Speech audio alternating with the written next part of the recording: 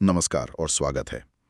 आज हम एक ऐसे विषय पर बात करने वाले हैं जहां हजारों साल पुराना ज्ञान और भविष्य की अर्थव्यवस्था एक दूसरे से मिल रहे हैं। हम बात कर रहे हैं बजट 2026 की और भारतीय पारंपरिक चिकित्सा, खासकर आयुर्वेद पर इसके असर की। हमारे पास बजट 2026 आयुर्वेद और आयुष का रणनीतिक भविष्य नाम का एक लेख है। लेकिन आज हम सिर्फ इस लेख के पॉइंट्स नहीं गिनेंगे, बल्कि उस बड़ी कहानी को समझने की कोशिश करेंगे जो इन सब के पीछे है। मतलब ये कि कैसे एक आर्थिक दस्तावेज आयुर्वेद को एक पारंपरिक चिकित्सा से निकालकर एक ग्लोबल वेलनेस इंडस्ट्री में बदल सकता है। चलिए इस पर गहराई से नजर डालते हैं। तो सबसे बुनियादी सवाल से शुरू करते हैं। इस बजट का आयुर्वेद को लेकर मूल दृष्टिकोण क्या है? लेख में कुछ भारी शब्द हैं, जैसे प्रिवेंटिव हेल्थ केयर, पारंपरिक चिकित्सा, रिसर्च और आत्मनिर्भर भारत। सरकारें तो पहले भी प्रिवेंटिव हेल्थ की बात करती रही हैं। इस बार अलग क्या है? ये एक बहुत ही सटीक सवाल है। देखिए, इस बार का फर्क शब्दों में नहीं है, वो रणनीति में है। अच्छा। ये केवल कुछ पैसे दे देने की बात नहीं है, ये सोच का एक 180 डिग्री टर्न है। अब तक हमारा हेल्थ केयर सिस्टम ज्यादातर रिएक्टिव रहा है। मतलब बीमारी हो जाए फिर इलाज करो। ये बजट स्वास्थ्य सेवा को प्रोएक्टिव बनाने की नींव रख रहा है। मतलब बीमारी को होने ही मत दो। सही। और यहीं पर आयुर्वेद की भूमिका सबसे अहम हो जाती है। आयुर्वेद का तो मूल सिद्धांत ही यही है, स्वस्थस्य स्वास्थ्य रक्षणम। मतलब पहले स्वस्थ व्यक्ति के स्वास्थ्य की रक्षा करो और फिर रोगी का इलाज। बिल्कुल। दशकों तक इस सिद्धांत को एक वैकल्पिक सोच माना गया। अब ये राष्ट्रीय स्वास्थ्य नीति के केंद्र में आ रहा है, तो ये सिर्फ एक बजट नहीं, ये आयुर्वेद के दर्शन को मिली एक रणनीतिक मान्यता है। ये तो वाकई एक बहुत बड़ा वैचारिक बदलाव है। लेकिन इसका असर मतलब जमीन पर कैसे दिखेगा?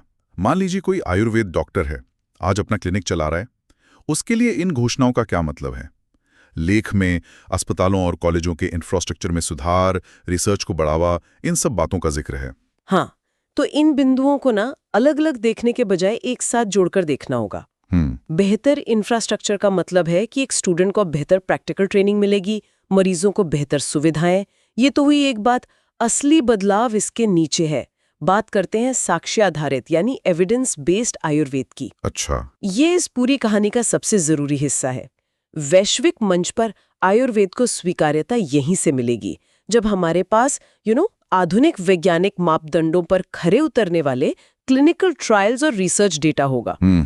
तब न्यूयॉर्क या लंदन में बैठा कोई डॉक्टर अपने मरीज को ये नहीं कहेगा कि ये कोई हर्बल रेमेडी है, बल्कि वो कहेगा कि यह एक क्लिनिकली टेस्टेड मेडिसिन है।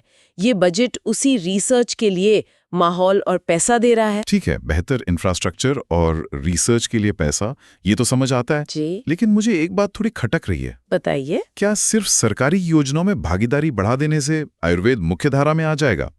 असली लड़ाई तो शायद डॉक्टरों के आपसी भरोसे और सम्मान की है, चाहे वो एलोपैथी के हों या आयुर्वेद के। आपने बिल्कुल सही नब्ज पकड़ी है।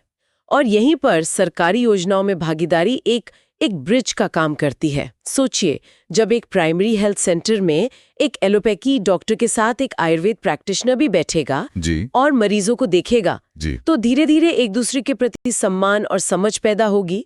ये सिर्फ आयुर्वेद डॉक्टर को रोजगार देना नहीं है, ये दो अलग अलग चिकित्सा पद्धतियों के बीच संवाद शुरू करने के बारे में है। सुनने में तो ये बहुत अच्छा लगता है, पर क्या इसका कोई दूसरा पहलू भी हो सकता है? क्या इससे आयुर्वेद का बहुत ज्यादा कमर्शलाइजेशन होने का खतरा है, जहां उसका जो मूल सिद्धांत है वो बाजारवाद के शोर में पीछे छूट जाए? ये एक जायज चिंता है और इस पर ध्यान देना जरूरी होगा। हर बड़े बदलाव के साथ ये जोखिम तो होता ही है, लेकिन इसे दूसरे नजरिए से देखिए।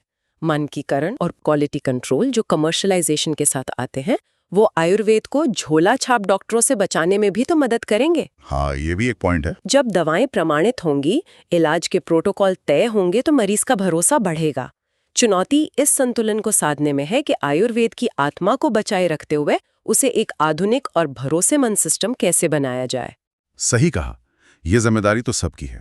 अच्छा, ये तो हुई उन डॉक्टरों की बात जो पहले से प्रैक्टिस कर रहे हैं, लेकिन इस बदलाव की असली फसल तो अगली पीढ़ी काटेगी। मुझे उन छात्रों के बारे में सोचकर काफी उत्सुकता हो रही है जो आज आयुर्वेद कॉलेजों में